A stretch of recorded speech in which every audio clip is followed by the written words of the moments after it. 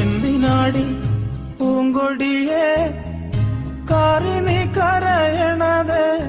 ഇപ്പൊ വരൂ പൊന്നും പൊടിയേ.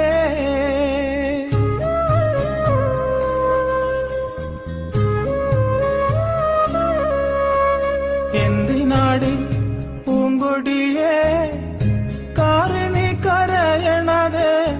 ഇപ്പൊ വരൂ പൊന്നും പൊടിയേ.